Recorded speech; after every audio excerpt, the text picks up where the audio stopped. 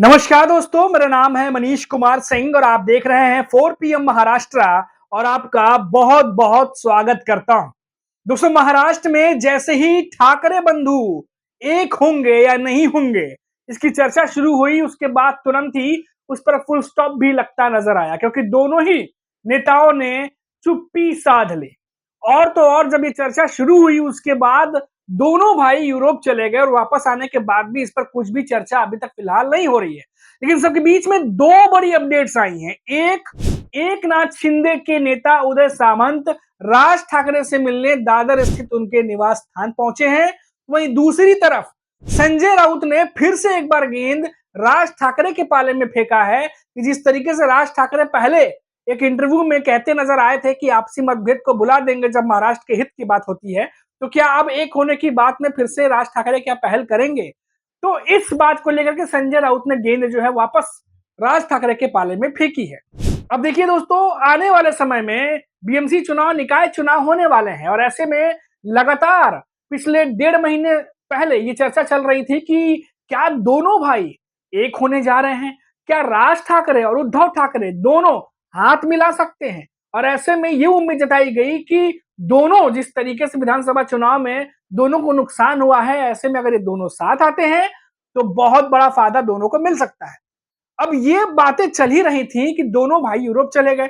उसके बाद जब वहां से वापस लौटे तो अभी तक उस पर चुप्पी साधी हुई है, कुछ भी तक कहा नहीं है। और इसी बीच राज ठाकरे ऐसा नहीं है कि पब्लिक मंच पर नहीं गए या मीडिया से बातचीत नहीं की, लेकिन इस टॉपिक पर उन्होंने मीडिया से कुछ नहीं कहा। अब ऐसे में डिप्टी सीएम एक नाथ शिंदे के पार्टी के बड़े नेता हैं उदय सामंत, वो पहुंचे हैं राज ठाकरे के घर। दादर स्थित उनका निवास है राज ठाकरे का, और उनसे घर जाकर मुलाकात की। अब अटकलें तेज हैं कि क्या राज ठाकरे इससे पहले उद्धव ठाकरे से हाथ मिला पाते? क्या एक नाथ शिंदे की तरफ से कोई और दांव खेला गया है? आखिर उदय सामंत राज ठाकरे से मिलने क्यों पहुंचे हैं?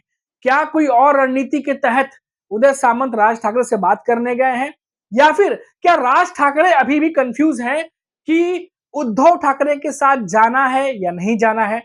दोस्तों, काफी चीजें जो है महाराष्ट्र की सियासत में इन दिनों चल रही हैं और ये बंद कमरे की मीटिंग्स काफी कुछ कहती हैं। आपको हमने अपने रिपोर्ट में दिखाया था कि कैसे आज ही उद्धव ठाकरे ने भी एक बड़ी मीटिंग बुलाई है, जिसमें अपने तमाम सांसदों के साथ साथ, विधायकों के साथ साथ और भी कई मंत्रियों को, सभी को लगभग लगभग जो है इस बड़ी बैठक में जो अचानक आज बुलाई गई है उसमें आने के लिए कहा गया है।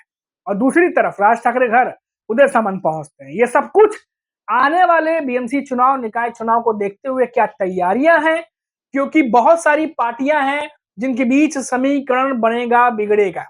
आपको याद है कि बीजेपी की तरफ से पहले ही खबर आई थी कि बीएमसी चुनाव में, निकाय चुनाव में बीएमसी जो है वो अकेले उतर सकती है, बाकी जगह बीजेपी जो है वो अकेले उतर सकती है। और ऐसे में क्या एक नाथ शिंदे अकेले उतरेंगे? क्योंकि उनका मुकाबला सीधे उद्धव ठाकरे से होगा।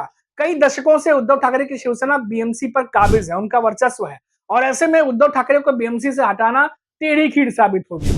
और एक नाथ शिंदे क्या ये बात जानते हैं कि अकेले ये करना मुश्किल होगा? क्योंकि अब महायुति और महाविकास आघाड़ी गठबंधन की लड़ाई नहीं, बल्कि अब अकेले पार्टी की लड़ाई है। क्योंकि खबरें यही हैं कि लगातार बीएमसी के चुनाव जो है, जो आने वाले वक्त में होने वाले, उसमें पार्टियां अकेले ही ताल ठोकेंगी। तो क्या ऐसे में कोई रणनीति एक नाथ शिंदे राज ठाकरे के साथ मिलकर कर सकते हैं? क्योंकि आपको याद होगा दोस्तों, अमरावती में जब एयरपोर्ट का कार्यक्रम हो रहा था तो उस दौरान अजीत पवार, देवेंद्र फडणवीस, एक नाथ शिंदे तीनों वहां पहुंचे थे। और वहां जाने से पहले एक नाथ शिंदे राज ठाकरे से मिले भी थे और शायद रात का भोजन साथ में किया था, ये भी खबर थी। उसके बाद वो निकले थे और ऐसे में खबर आई थी कि एक नाथ शिंदे जो राज ठाकरे से मुलाकात उन्होंने की है, क्या ये किसी वजह से है? क्या कोई रणनीति है जिसको लेकर चर्चा चल रही है? और उसके बाद फिर खबर आई कि राज ठाकरे ने ये पहल की है कि वो उद्धव ठाकरे से भी हाथ मिला सकते हैं, छोटे छोटे झगड़े बुला सकते हैं जब महाराष्ट्र के हित की बात होती है। और सकारात्मक बयान उद्धव ठाकरे की तरफ से भी आया कि वो भी तैयार है एक तरीके से। तभी ये ज्यादा जो है वो गर्मा गर्मी बढ़ी कि क्या दोनों ठाकरे ब्रदर्स एक हो सकते हैं, क्योंकि दादर में फिर पोस्टर लगे जिसमें दोनों ठाकरे ब्रदर्स दिखाई दिए। और उससे पहले हमने आपको बताया था कि कैसे शादी के फंक्शंस में, फैमिली फंक्शंस में दोनों भाई साथ में नजर आ चुके हैं। तो ऐसे में लगातार ये चीजें चल रही थी कि क्या ये चीजें पॉजिटिव तरीके से और आगे बढ़ेंगी। लेकिन अब ये जो उदय सामंत पहुंचे हैं राज ठाकरे से मिलने के लिए, अब ये महाराष्ट्र की सियासत में नया चैप्टर जोड़ रहा है, नया लेसन ऐड कर रहा है, नया लेसन आ रहा है कि आखिर क्या एकनाथ शिंदे और राज ठाकरे अब ये मिल करके कुछ नया समीकरण बनेगा। बड़ी अजीब सी स्थिति है, क्योंकि अगर ये समीकरण बनता है तो फिर जो बाकी के समीकरण है उन पर भी असर पड़ेगा। आप देखिए जिस तरीके से इन दिनों अजीत पवार, शरद पवार साथ नजर आ रहे हैं। अभी कल की बात है, देवेंद्र फडणवीस भी स्टेज पर मौजूद थे, शरद पवार भी मौजूद थे, अजीत पवार भी मौजूद थे, और एक नहीं बल्कि 3-3, 4-4 ऐसे कार्यक्रम हुए हैं पिछले 1-1.5 महीनों में जहां शरद पवार, अजीत पवार साथ नजर आए हैं। और प्रफुल्ल पटेल का आपका बयान हमने बताया ही था कि उनका भी, प्रफुल्ल पटेल का बयान भी पॉजिटिव है। और दोनों धड़ के जो नेता हैं, चाहे वो शरद पवार के एनसीपी क्यों हो, चाहे अजीत पवार के एनसीपी क्यों हो, दोनों दल के कई जो नेता हैं उसमें बड़ा तबका है वो ये चाह रहा है कि एनसीपी एक हो जाए, ताकि जो ताकत बटी हुई है, जो 8 सांसद उधर, 41 विधायक इधर, ये सारे जब एक हो जाएंगे तो 9 सांसद जो है एनसीपी के पास हो जाएंगे और 50 से ज्यादा जो है वो विधायक हो जाएंगे। तो ऐसे में एनसीपी महाराष्ट्र बहुत ज्यादा मजबूत हो सकती है, और इसीलिए जो है ये कयास लगाए जा रहे हैं। और उधर ठाकरे ब्रदर्स के बारे में भी यही कहा जा रहा है कि दोनों को जिस तरीके से विधानसभा चुनाव में नुकसान पहुंचा है, अगर ये दोनों ठाकरे ब्रदर्स एक हो जाते हैं तो आने वाले निकाय चुनाव में ये विपक्षी पार्टियों पर कहर भी ढा सकते हैं, क्योंकि राज ठाकरे, उद्धव ठाकरे, इनके साथ ठाकरे नाम जुड़ा हुआ है, और इनके अपने एक वोटर्स हैं जो शिवसेना को वोट करते हैं, जो ठाकरे जो नाम है उस पर वोट करते हैं। तो काफी कुछ गेम जो है वो पलट सकते हैं राज ठाकरे, उद्धव ठाकरे दोनों मिल जाते हैं।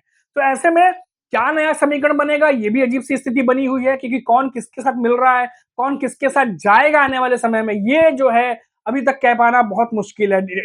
20-25 दिन पहले ये जरूर अटकलें लग रही थी कि दोनों ठाकरे ब्रदर्स एक हो जाएंगे क्या, जिस तरीके से कार्यकर्ताओं के बीच में उत्साह था, कुछ नेता भी अब बोलने लगे थे पॉजिटिव तरीके से कि हाँ दोनों को एक होना चाहिए। संजय राउत के बयान आपने लगातार सुने ही थे उस दौरान, क्या कह रहे थे संजय राउत। तो इन तमाम चीजों को देखते हुए यही कहा जा रहा है कि क्या आने वाले समय में राज ठाकरे उद्धव ठाकरे के साथ जाएंगे, या फिर जो एकनाथ शिंदे के बड़े नेता उदय सामंत आए हैं राज ठाकरे के पास, यहां से कोई नया चैप्टर खुलेगा और क्या कोई नया अध्याय लिखा जाएगा, वो भी देखने वाली बात होगी।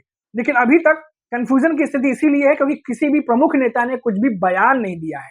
ये अटकलें मीटिंग दर मीटिंग जो हो रही हैं, जो खबरें निकल के आ रही हैं कि कौन किससे मिलने गया है, क्योंकि अभी तक ये बात भी पता नहीं चली है कि उदय सामंत राज ठाकरे से क्या कहने के लिए गए हैं, क्या बातचीत करने के लिए गए हैं, क्योंकि जब तक वो ऑफिशियल खुद मीडिया में आकर बात नहीं देते या इंटरव्यू नहीं देते तब तक कह पाना मुश्किल है। लेकिन जो माहौल है उसको देखते हुए कहा जा सकता है कि राजनीतिक पार्टियां नया समीकरण भी तलाश रही हैं और आने वाले निकाय चुनाव, बीएमसी चुनाव को देखते हुए अपनी स्थिति को मजबूत करने के लिए आगे की रणनीति भी बना रही है। अभी के लिए इतना ही। आप देखते रहिए 4 PM महाराष्ट्र।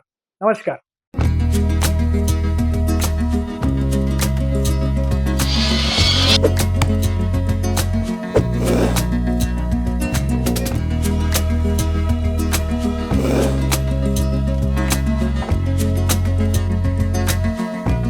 Thank you.